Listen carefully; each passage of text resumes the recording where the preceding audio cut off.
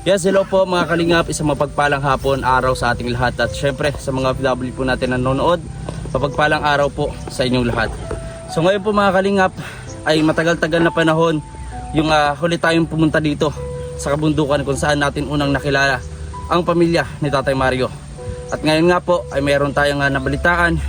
At syempre kasama ko po ang aking kapatid na si Kaagapay JM, no? Please subscribe din po ng kanyang YouTube channel. Mag-i-scout po kami ngayon dito sa kabundukan ng Paracale. At syempre para alamin kung anong nga ba ang tunay po na nangyari sa mga anak ni Tatay Mario at kung bakit naglayas at kung ano-ano pa. So alamin po natin. Syempre nagdala tayo ng konting merienda po doon at syempre pagkain po nila. And naway matulungan pa rin po natin ang pamilya po, no? Lalo ang mga bata. At malaman natin kung ano nga ba yung talagang nangyari na kay Tatay Mario. At kung ito ba ay may katotohanan na related po sa pinagbabawal na gamot at kung ano pa. Samahan niyo po kami and don't forget to like, share and subscribe sa aming YouTube channel, Kaagapay JM, Videos Kim Official, at syempre aking papa, KSP TV, at syempre ang Team Kalingap, Kuya Basaros Matubang, Kalingap Rab. Ayan, samahan niyo po kami mga Kalingap. Po mga Kalingap, lalakad po kami dito. May kasama po tayo dito na tour guide, taga dito rin po. Ayan si Tatay na nakasama din po natin noon nung tayo ay papunta po dito sa lugar. So ayan, ganitong oras din po at panahon nung tayo ay pumunta, pero mas malala pala yung dati kasi umuulan-ulan pa po. Ayan, kasamahan po tayo ni Tatay para muling makamusta. At kasi matagal ko na pong hinahanap yung pamilya ni Tatay Mario, yung mga bata, kasi awang-awa po talaga ako. Marami naman po tayong naibigay noon na mga damit, tsinelas, mga ganyan, kaso gusto talaga po nila ay talagang walang saplot. So dito sa area na to, ayan mga Kalingap, kita nyo yung dagat na yun, doon pa tayo pupunta. Ayan. So alamin natin kung, kasi si Tatay nakausap po nun si Tatay Mario. Itong kasama po natin nakausap po yan si Tatay Mario, no, bago po tuluyang umalis. Yan. Tatay, kumusta po? Sabi niyo po Tatay, alam niyo po kung nasaan sila Tatay Mario? Nagsabi niya sa akin, Santa Cruz daw sila. Santa Cruz. Larap. Saan pong, ano pong bayan yung nakakasakot mo? Sila yung Larap. Larap po. Panganiban. Panganiban. Ayan, sa dalawa po ang daan dito. Ito po mga Kalingap. Ito. Nalimot na po kasi ako kung saan yung kasi yung bahay po nila Tatay Mario nung una ko nakita ay malayo-layo pa kaysa doon sa bahay nung nanay po ni Ate Maricar. Di ba po Tatay? Malayo pa kasi may nadaanan pa ako ng mga batuhan. Pero itong pupuntahan po natin mga Kalingap ay lugar po nung nanay po mismo ni Ate Maricar, yung asawa po ni Tatay Mario, kung saan po ay naandun yung mga bata. At pinagtataka natin kung sabi nga nung tiyahin ng mga bata ay okay lang kay Tatay Mario na iwan yung mga lalaking bata at mas may pakinabang daw po yung babae sa kanya. So na yung babae ho ay nakita Tatay Mario, yung lalaki ay hinayaan niya na po, no, na lumayas sa ganong murang edad. So dito po natin malalaman ano ba yung tunay na nangyari. Kawa-awang pamilyang ito. Sinubukan naman natin na tulungan, no, iahon sila, bigyan ng maayos na tirahan, pagkain. Talagang linggo-linggo nun pumunta tayo para bigyan ng pagkain, hindi lang bigas, pera, mga gamit nila, pero wala, nasayang lahat.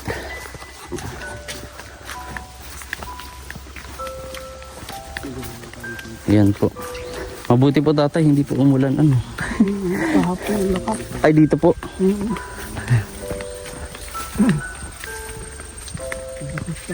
Malayo po tayo? Hindi. Oo. Kaya mo tatay. Tatay oh. Tubig po. Tigisa po tayong tubig tatay. Oo po. Dala po tayo ng tubig kasi baka hingalin. Ayan, may iba pang mga daan ho dito. Para lang siya sanay ka na maglakas sa kanto tayo. Sanay ka na.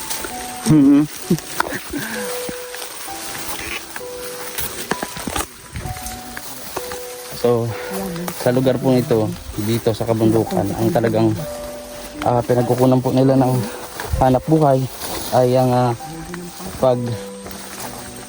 ginto, pagmimina, pag-uuling, at may pang iba, kaya pang isda. I-share niyo po ang ating vlog, mga kalingap. Aray ko, aray. Kinaga tayong kalimintas.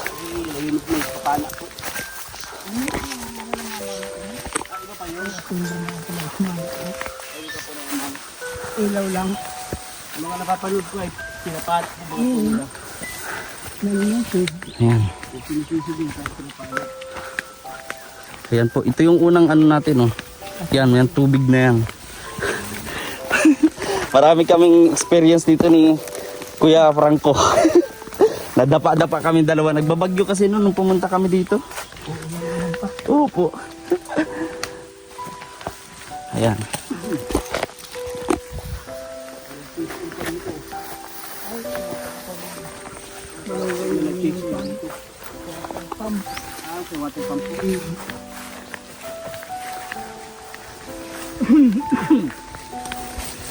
So, madalas naman tatay kayong o bihira kayo mag-usap ni Tatay Mario. Isang beses lang po. Bumili sa tindahan namin. Doon daw po siya titira. Doon lilipat. Big sabihin po, umuwi-uwi dito si Tatay Mario. Awang ko lang. Basta nagpanyo lang. At nalalaman din po natin na alam ko naman po noon mga kalingap, sinabi ni Tatay Mario na nakulong siya noon. No? At ang sabi niya na pagbintangan. Pero base dito sa sinasabi po nung kapatid na Ate Maricar, nakulong po daw ito si Tatay Mario dahil sa panggagahasa sa una niyang naging anak. Una niyang anak sa una niyang naging asawa. Sa madaling salita. So yun daw po ang naging rason kung bakit parang almost 30 years tayong nakulong si Tatay Mario dahil sa kasong panggagahasa.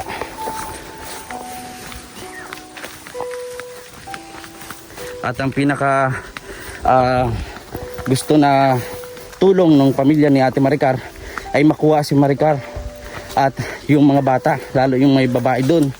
Lalo ngayon ay buntis na naman po sa Ate Maricar. No? Kaya yun po, alamin po natin yung buong kwento, mga kalingap. Kung may at sabi nga po ay meron daw pong video yung kapatid po ni Ate Maricar kung saan po ay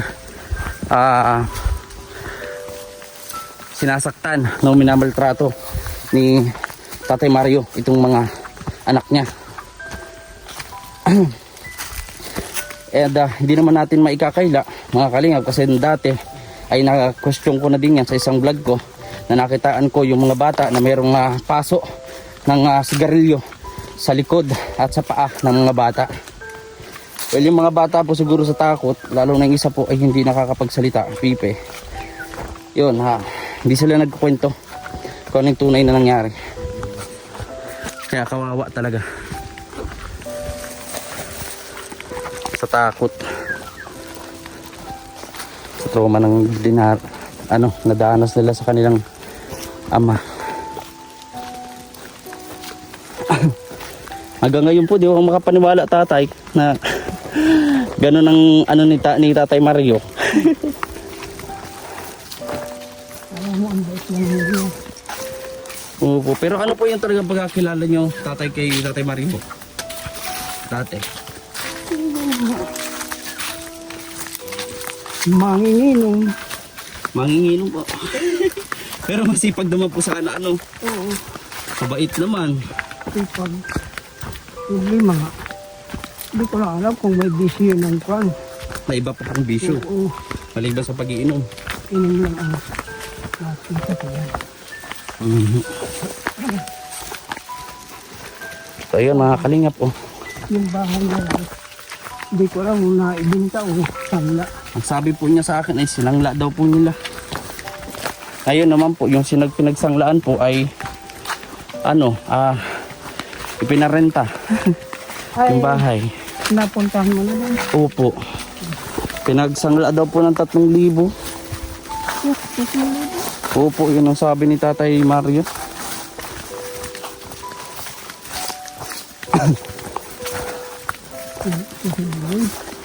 Hindi mo sanla ang ganito na ito. Hindi po kayo naniniwala, Tatay, na hanggang 3,000 lang yun.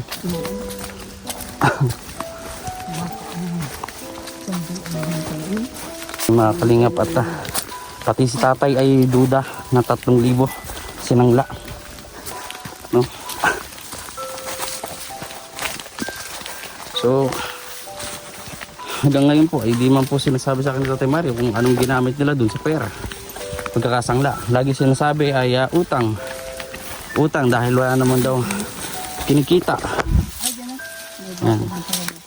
Opo. So yun mga kalingap at samahan niyo po kami dito sa aming paglalakad. Ayan. Matawid na naman po tayo dito.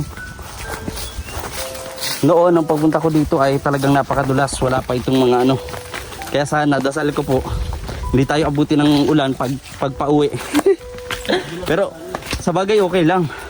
Kasi pauwi na tayo. Madulas magbasa. Oo. Ayan po mga kalingap. Apat na ganito yung dadaanan natin eh. Bilang ko.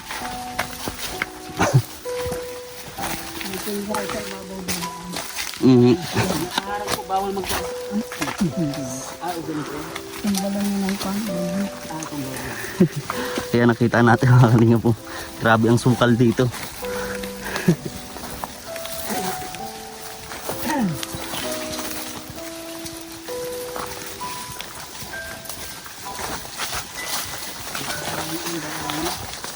Sabong dagat na.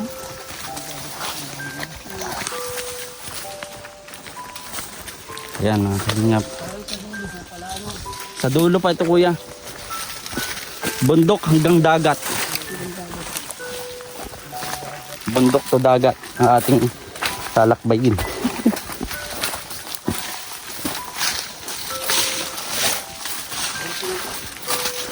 Ayan mga kalingap. Kailang beses rin po ako pabalik-balik dito. Marang mga 4 o 5.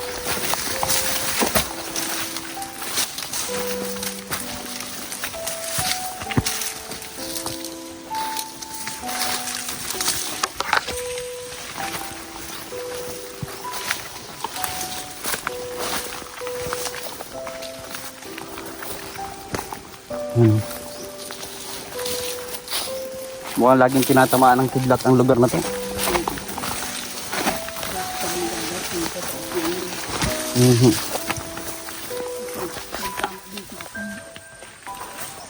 Apoy naman po. Sunog. Ito mga kalinga po. Malaylayo na yung ating nalalakad. So alamin natin mga kalingap kung ano nga ba yung nangyari. Ito yung part 1 ng ating pagpunta sa mga bata, mga kalingap. So yung part 2 ay mapapanood ninyo sa nating upload. So hanapin nyo lang po yung part 1 and part 2.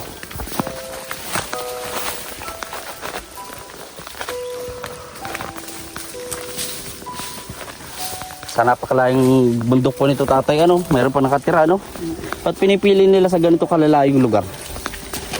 Hanap buhay nila sa dagat. Hanap buhay po nila sa dagat, Malapit sa dagat po.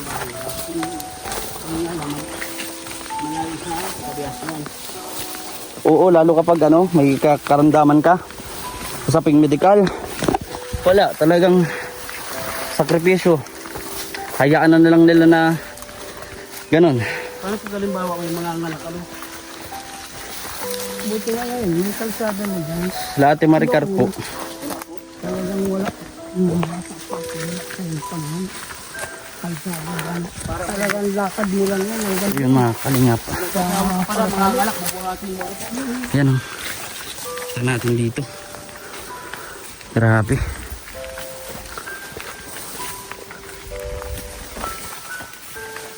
Wala pa tayo sa ano, sa kagalagitnaan.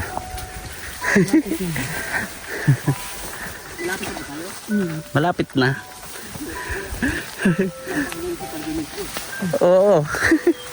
So mga kalingap, abangan nyo yung part 2 nito. Ito po ay part 1. So yung part 2 ay doon natin kakusapin ano ba talagang tunay na nangyari sa pamilya ni Tatay Mario, at kung meron nga ba talagang ebidensya na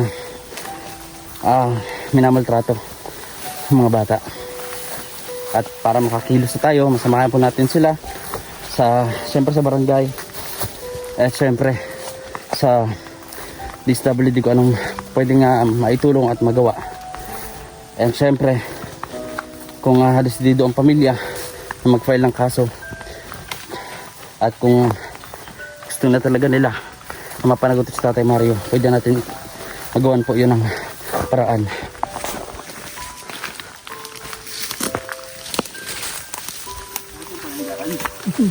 Ayos ang daan, di ba? Na-surprise ka.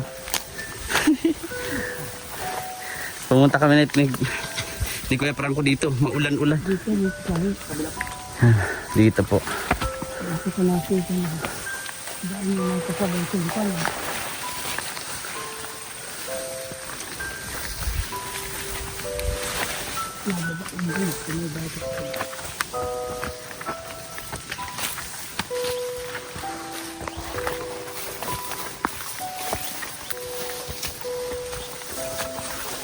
Yan, tataas pa tayo dito mga kalingap. Yan o. Taot dito, baka may ahas.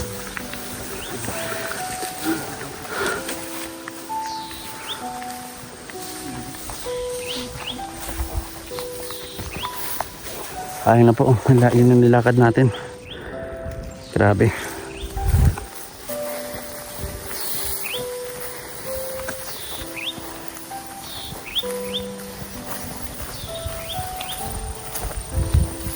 Karamdam ko malapit na tayo para makita yung mga bata.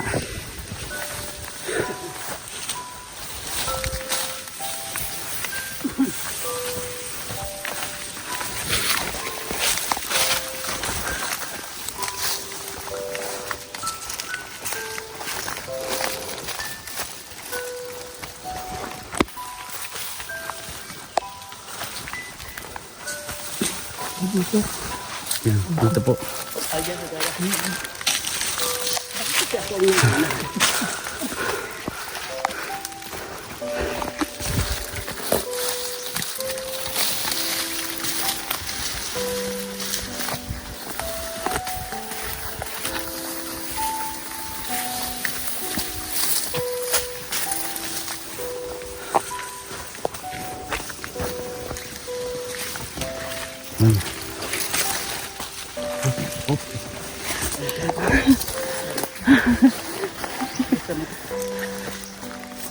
Dito.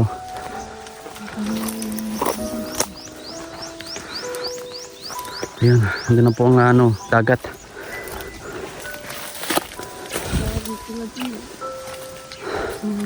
Kawalan.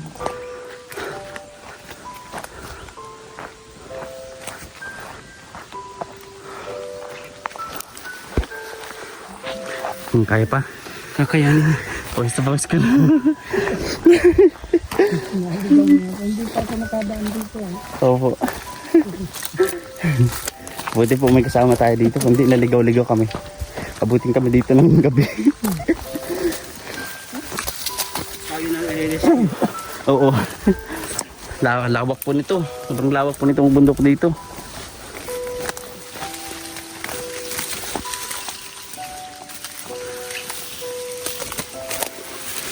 Mhm.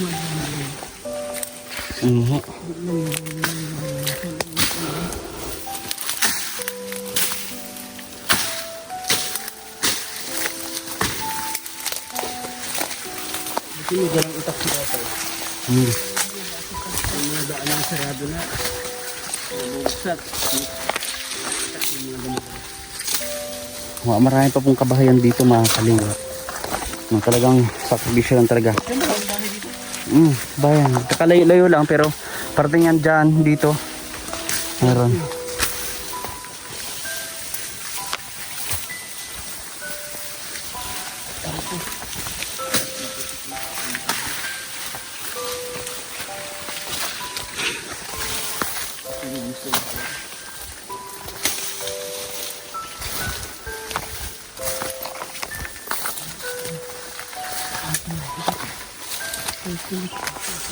So yun mga kalingap.